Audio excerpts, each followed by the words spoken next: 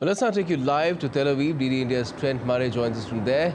Good evening to you, Trent. Even when the conflict is approaching a completion of 100 days, we've seen more fighting despite protests favouring peace. But are there any indications that this bloodshed might end sooner rather than later?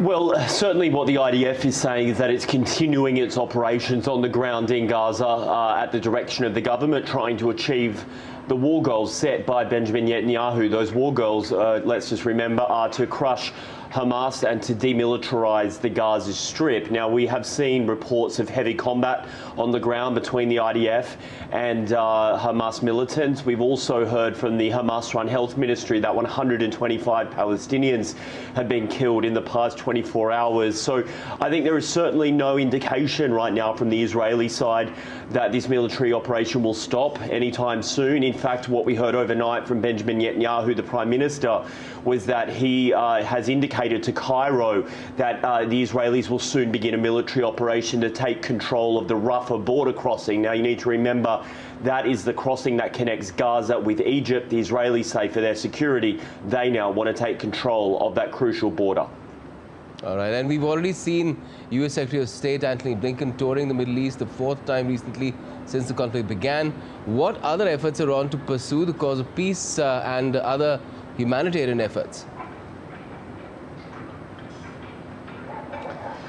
Well, there's multiple diplomatic negotiations taking place right now. We know that in Egypt, Hamas has been speaking via mediators there with an Israeli security delegation, which travelled there earlier this week. Both sides still appear quite far apart on any sort of agreement, but certainly for those families of the hostages, they're hoping those negotiations may yield some positive results.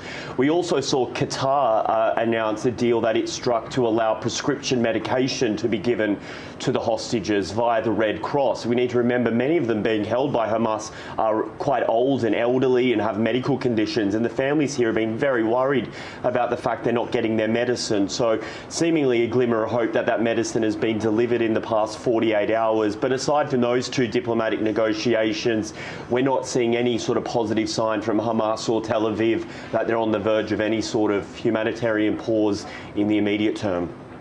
All right. Well, let's see what happens in the coming days. Trent Murray, thanks a lot for joining us for the moment.